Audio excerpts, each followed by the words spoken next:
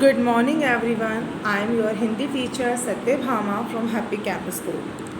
Students, today we will do our left book work from lesson number 7. Page number 53 and 54. All of you have to fill their work in book. आप सभी को अपना जो ये काम है आपको अपने बुक में ही फिल करना है बच्चों. Page number 53 and 54.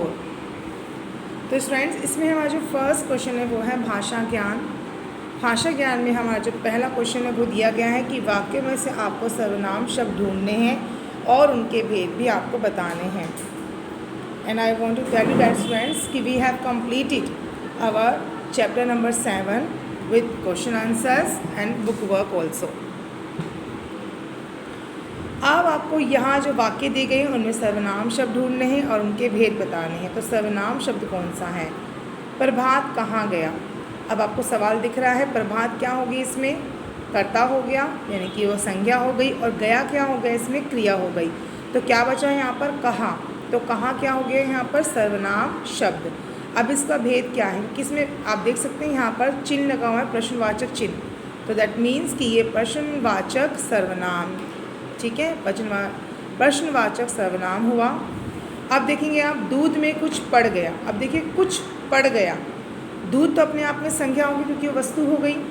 अब पड़ गया यानी कि ये भूतकाल क्रिया हो गई, कुछ गिर चुका है. अब कुछ गिरा है तो कुछ क्या हो गया यहाँ पर? सर्वनाम शब्द. लेकिन हमें पता नहीं है कि गिरा क्या है आखिर दूध में, तो इसलिए क्या हो जाएगा? ये हो जाएगा अनिश्चयवाचक सर्वनाम. आप यहाँ पर लिख देंगे. थर्ड है प्रांजल अपना काम कर रहा है. अब प्रांजल यहाँ पर क्या है? क्रिया. क्रिया है प्रांजल? नहीं, यहाँ पर कर्ता है. कर रहा है यहाँ पर क्रिया हो गई, काम यहाँ पर कर्म हो गया. अपना. अब अपना जो बचा वो क्या हो गया यहाँ पर? सर्वनाम शब्द. अब अपना क्या होता है? ये होता है निजवाचक सर्वनाम. तो यहाँ पर आ जाएगा निजवाचक सर्वनाम. जिसकी लाठी उसकी भैंस. अब इस वाक्य में आपको सर्वनाम शब्द देखने कौन से हो गए? यहाँ पर सर्वनाम शब्द होंगे जिसकी और उसकी, और यहाँ पर भेद क्या होगा? संबंधवाचक सर्वनाम. यह पीपल का पेड़ है. तो यहाँ पर आप देख सकते हैं पीपल, तो ये तो वस्तु हो गई. पेड़ भी अपने आप में क्या होगी? संज्ञा हो गई. याद है, जातिवाचक संज्ञा हो गई अपने आप में. तो इसलिए यह जो है यहाँ पर सर्वनाम शब्द होगा. और कौन सा होगा? ये होगा निश्चयवाचक सर्वनाम, क्योंकि ये निश्चित है, ये तय है कि ये जो पेड़ है वो पीपल का है. चलिए स्टूडेंट्स इसके आंसर्स को हम रिकॉल कर लेते हैं वंस अगेन. देखिए जो सर्वनाम शब्द है वो है कहाँ. फर्स्ट में कहाँ आएगा और भेद होगा प्रश्नवाचक सर्वनाम. सेकंड में आएगा कुछ और भेद होगा अनिश्चयवाचक सर्वनाम. थर्ड है अपना, तो भेद होगा निजवाचक सर्वनाम. फोर्थ है जिसकी या उसकी, सर्वनाम शब्द हुए और भेद होगा संबंधवाचक सर्वनाम. फिफ्थ है सर्वनाम शब्द यह है और भेद होगा निश्चयवाचक सर्वनाम. चलिए अब नेक्स्ट है हमारा रंगीन छपे सर्वनाम शब्दों के आपको शुद्ध रूप लिखने हैं.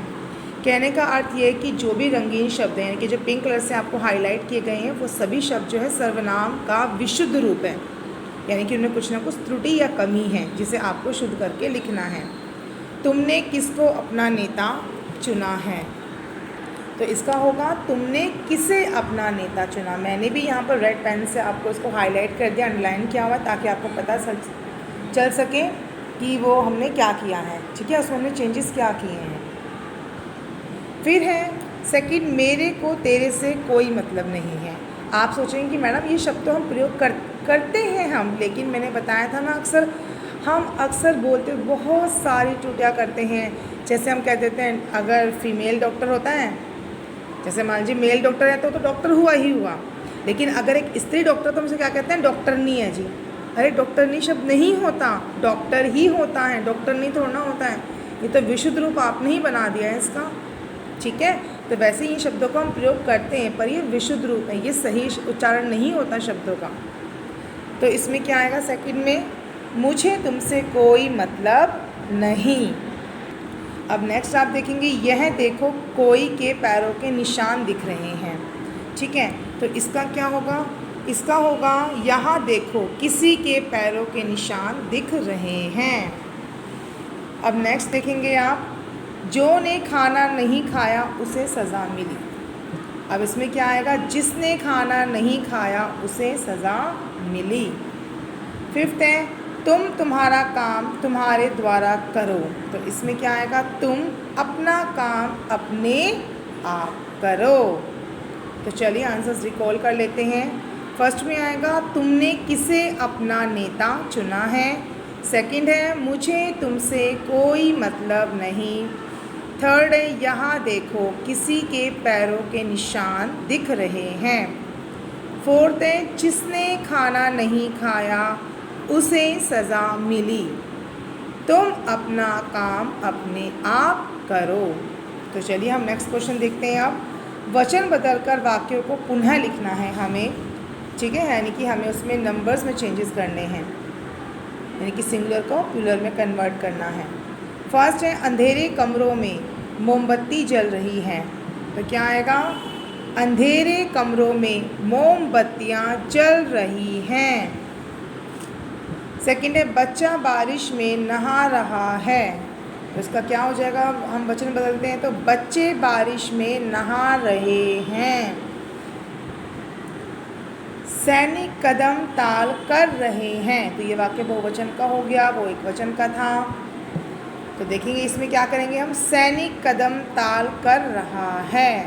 चलिए अब हम तीनों को रिपीट कर लेते हैं। फर्स्ट में आएगा, अंधेरे कमरों में मोमबत्तियाँ जल रही हैं। सेकंड है, बच्चे बारिश में नहा रहे हैं। थर्ड है, सैनिक कदम ताल कर रहा है। नेक्स्ट है, कक्षा में बच्चे नहीं हैं। इसका क्या हो जाएगा, कक्षा में बच्चा नहीं है। कानून के अनुसार चोर को सज़ा मिलनी चाहिए। इसमें क्या हो जाएगा, कानून के अनुसार चोरों को सज़ा मिलनी चाहिए। देखिए फोर्थ में क्या होगा, कक्षा में बच्चा नहीं है, कानून के अनुसार चोरों को सज़ा मिलनी चाहिए। चलिए अब नेक्स्ट है हमारा कि आपको फिलअप्स दिए गए हैं, जिनमें से आपको एक जो ब्रैकेट में दिए गए वर्ड्स उनमें से एक सही करेक्ट वर्ड आपको चूज़ करके यहाँ फिल करना है। सफाई करते करते डैश बेहोश हो गई। कौन बेहोश हो गई, नौकरानी। इस बार भी बोर्ड परीक्षाओं में डैश ने लड़कों की अपेक्षा बाजी मारी। तो क्या आएगा, लड़कियों। थर्ड है, बच्चों को डैश पढ़ा रहे हैं। क्या आएगा इसका, अध्यापक। अभिजीत सावंत एक अच्छा डैश है। तो क्या होगा इसका, गायक। डैश नारी का हर जगह सम्मान होता है, गुणवान या गुणवती। तो इसका आएगा गुणवती। ठीक है, चलिए फर्स्ट में आएगा नौकरानी, सेकंड में लड़कियों, थर्ड में अध्यापक, फोर्थ में गायक और फिफ्थ में आएगा गुणवती। चलिए अब हम बात करते हैं हमारी शब्दावली की। तो उपसर्गों को जोड़कर आपको दो दो नए शब्दों का निर्माण करना है। तो पहला है आपके पास प्रति। तो आपने इसमें जब शब्द जोड़ते हैं बच्चों तो क्या बन जाता है, प्रतिशत, प्रतिकूल। कु यानी कि बुरा अर्थ होता है जिसका, तो उसमें क्या आ जाएगा, पहला कुकर्म और सेकंड हो जाएगा कुरूप। गैर, तो इसका हो जाएगा गैर कानूनी और गैर हाजिर, यानी कि उपलब्ध नहीं होना और गलत, जो कानून के खिलाफ हो। अब तो इसका हो जाएगा अवशेष, यानी कि बचा हुआ टुकड़े, किसी चीज़ के हिस्से। अवगत, किसी को किसी चीज़ से जान पहचान कराना, यानी कि उसको जिससे मिलवाना, अवगत कराना। मैंने अपने भाई को कल की घटी हुई घटना से अवगत कराया, यानी कि मैंने उसे उस घटना के बारे में बताया। आ से बनेगा अज्ञान और अमोल, जिसका मूल्य ना हो और जो अज्ञान हो, ठीक है, जिसको कुछ पता ही ना हो। तो देखिए फर्स्ट में आएगा प्रतिशत, प्रतिकूल, सेकंड में कुकर्म, कुरूप, थर्ड में आएगा गैर कानूनी, गैर हाजिर, फोर्थ में आएगा अवशेष, अवगत, फिफ्थ में आएगा अज्ञान, अमोल। अब नेक्स्ट देखेंगे आप कि शब्दों में से मूल शब्द और प्रत्यय आपको अलग करने हैं। तो देखेंगे जैसा हमारा पहला है दिल्ली वाला, तो इसमें दिल्ली मूल शब्द हुआ और प्रत्यय वाला हुआ। चलिए अब हम नेक्स्ट देख लेते हैं हमारा गर्वीला, तो इसमें से गर्व जमा ईला, यानी कि गर्व क्या हुआ मूल शब्द और ईला हमारा प्रत्यय हुआ। दिखावा, दिखावा में दिख मूल शब्द हुआ और आवा प्रत्यय हुआ। अपनत्व, अपनत्व में मूल शब्द अपना हुआ और प्रत्यय हुआ पन, यानी कि अपनेपन से ही बनता है अपनत्व। गरीबी, यानी कि इसमें मूल शब्द क्या हुआ गरीब और प्रत्यय इसमें हुआ ई। ठीक है, तो आप देख सकते हैं मूल शब्द क्या है हमारा दिल्ली, प्रत्यय वाला, मूल शब्द है गर्व, प्रत्यय है ईला। थर्ड में है मूल शब्द दिख, प्रत्यय है आवा। फोर्थ में है मूल शब्द अपना, फिफ्थ और प्रत्यय है पन। फिफ्थ में मूल शब्द है गरीबी और प्रत्यय है ई। तो बच्चों ये तो था हमारा लेसन 7 का बुक वर्क, जो आज मैंने आप सभी को कंप्लीट करवा दिया। हमारा लेसन 7 कंप्लीट हो चुका है और आपसे बच्चों को ये काम सारा अपनी बुक में कंप्लीट करना है। क्वेश्चन आंसर्स आपके नोटबुक में कंप्लीट हो जाने चाहिए। तो क्लास आज के लिए इतना ही। Thank you.